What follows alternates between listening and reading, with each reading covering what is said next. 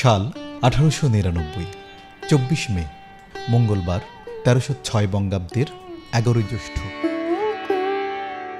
পশ্চিমবঙ্গের বর্ধমান জেলার আসানসোলের চুরুলিয়া গ্রামে জায়েদা খাতুনের কোল জুড়ে আসে এক পরিবর্তনের দমকা হাওয়া। পিতা কাজী ফকির আহমদ তার ডাকনাম রাখেন দুখু মিয়া।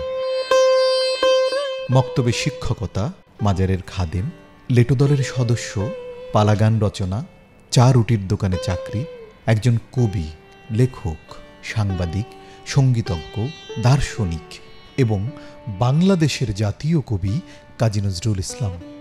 সাম্য, ন্যায় বিচার, সাম্রাজ্যবাদ বিরোধী, মানবতা, নিপীড়নের বিরুদ্ধে বিদ্রোহ, রাজনৈতিক ও সামাজিক ন্যায় বিচারের জন্য সক্রিয়তার পাশাপাশি বিদ্রোহী কবি উপাধি লাভ করেন।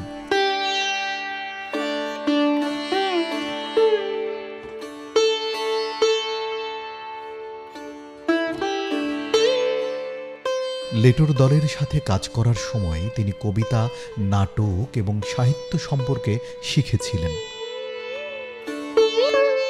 তাঁর বিখ্যাত কবিতা বিদ্রোহী এবং ভাঙার গানের মাধ্যমে বিপ্লবের আহ্বান জানান। পাশাপাশি তাঁর প্রকাশনা ধূমকেতু ভারতের স্বাধীনতা আন্দোলনের গুরুত্বপূর্ণ ভূমিকা রাখে। তার জাতীয়তাবাদী সক্রিয়তার কারণে তাকে ঔপনিবেশিক ব্রিটিশ কর্তৃপক্ষের দ্বারা ঘন ঘন কারাবরণ করতে হয়। কারাগারে থাকা অবস্থায় নজরুল ইসলাম রাজবন্দির জবানবন্দি রচনা করেন। তার লেখা বাংলাদেশের স্বাধীনতা যুদ্ধের সময় পূর্ব পাকিস্তানের বাঙালিদের ব্যাপকভাবে অনুপ্রাণিত করেছিল। নজরুল ইসলামের লেখায় স্বাধীনতা, মানবতা, প্রেম এবং বিপ্লবের মতো বিষয়গুলি অন্বেষণ করা হয়েছে।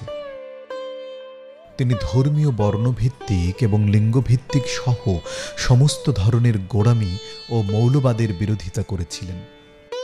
নজরুল ছোট গল্প, উপন্যাস এবং প্রবন্ধ লিখেছিলেন, কিন্তু তাঁর গান এবং কবিতা সবচেয়ে বেশি পরিচিত। তিনি বাংলা ভাষায় গজল গানের প্রচলন করেন এবং প্রথম ইসলামিক গান লেখেন। তাঁর রচনায় আরবি ও ফার্সি প্রভাবিত বাংলা শব্দের ব্যাপক প্রভাব। নজরুল ইসলাম প্রায় 4000 গান লিখেছিলেন এবং সুর করেছিলেন।